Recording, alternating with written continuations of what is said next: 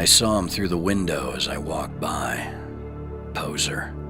21st century valley trash pretending to work in a screenplay that no one will ever read, straining to look both busy and cool as he sips his ridiculously specific latte. An out-of-work actor who also has comedian written on his pretentious business card, as though all that's required to legitimately call yourself a comedian is having stood on a coffee house stage for 5 minutes, bitching about how fake everyone is in LA. A wannabe rebel who tries to dress the part with expensively ragged jeans and a $2 shirt from the thrift store that he hopes says, "I'm a struggling artist," even though all it really says is, "I have extraordinarily bad taste."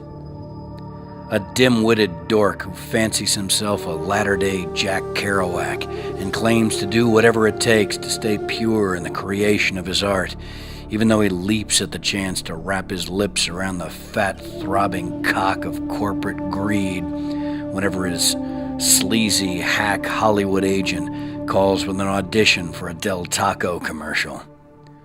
A tragically transparent, woefully uninformed oaf, eager to belch out garbled interpretations of left-wing dogma, but ill-equipped to expound on any single position beyond the domestic cliches of television pundits. Oh, I saw him, that sad little dweeb in horn-rimmed glasses, who says he's read Rand and Mailer and Vonnegut, even though the only quotes he can produce are from his favorite episodes of Family Guy. He's a Java-sipping sham, a wheezing organ that can imitate the notes but never make the music. His thoughts are like cotton candy, puffed up and full of promise but ultimately disappointing and comprised of almost nothing. He's a poet without words, a sculptor without fingers. He may have even read On the Road at one point in his life, but he never really got the grit of it.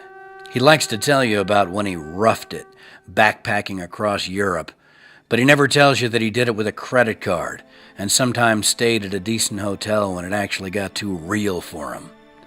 He has no idea what it's like to sit under a bridge with a junky trumpet player talking about God for 3 hours while sharing a giant can of cheap beer.